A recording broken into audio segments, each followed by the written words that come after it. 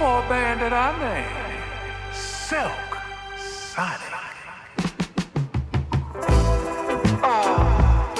Whatever goes around eventually comes back to you. So you gotta be careful, baby. Kalian tahu nggak sih tokoh bernama Aminuddin Abdul Rauf bin Ali Al-Jawi Sumal Fansuri As-Singkili atau bernama populer Syekh Abdul Rauf bin Ali Al-Fansuri As-Singkili yang biasa dipanggil sebagai Syekh Abdul Rauf bin Ali Al-Singkili yang lahir pada 1024 Hijriah atau 1615 Masehi di Singkili, Aceh. Sementara ia wafat pada 1105 Hijriah atau 1693 Masehi di Kuala Aceh. Sebagian riwayat menyebut keluarganya berasal dari Persia atau Arabia yang datang dan menetap di Singkil, Aceh pada akhir abad ke-13. Namun, belum dapat dipastikan karena minimnya catatan sejarah serta tidak didukung nama keluarga yang mencerminkan keturunan Arab ataupun Persia. Beberapa ahli berpendapat beliau merupakan putra asli pribumi beretnis Minang pesisir di Singkil yang telah menganut agama Islam pada masa itu. Pendapat lain mengatakan ia berasal dari etnis Batak Singkil yang beragama Islam yang tidak diketahui lagi marganya.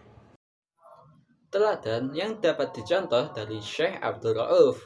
Syekh Abdul Rauf diperkirakan kembali ke Aceh sekitar 1083 Hijriah atau 1662 Masehi dan mengajarkan tentang tarekat Syatariah.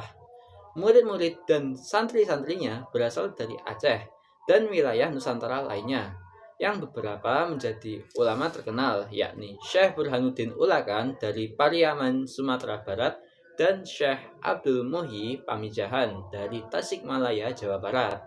Mengingat sifat strategis Aceh sebagai poros peradaban Islam di Indonesia, Syekh Abdul Rauf pun menjadi rujukan penting para mubalik yang merintis dakwah di Nusantara. Saat itu, Aceh merupakan tempat persinggahan calon jemaah haji di Nusantara. Karena hal tersebut, Syekh Abdul Rauf dikatakan sebagai poros jumlah ulama Nusantara.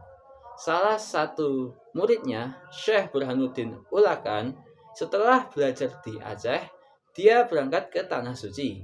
Sepulangnya dari Haramain, dia mendirikan surau di Ulakan.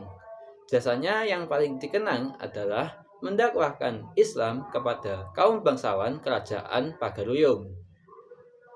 Murid lainnya adalah Syekh Abdul Muhyi, mubalik asal Jawa Barat ini pernah bermukim di Aceh untuk kemudian berangkat ke Tanah Suci untuk mendalami ilmu-ilmu agama. Sempat pula ia berkunjung ke Maghdud atau Irak untuk berziarah ke makam Syekh Abdul Qadir Jailani pada tahun 1077 Masehi hingga 1166 Masehi.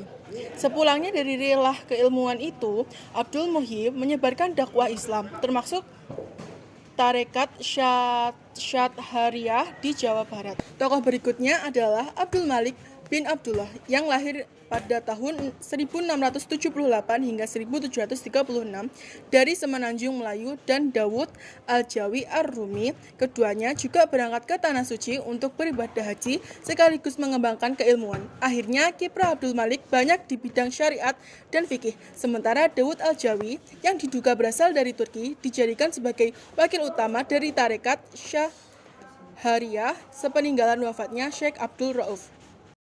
Karya Al-Zumati Aqsa, Akademi UIN Jakarta, menyatakan bahwa banyak karya-karya Syekh Abdul Rauf Singkil yang sempat dipublikasikan melalui murid-muridnya. Di antaranya adalah ada 7.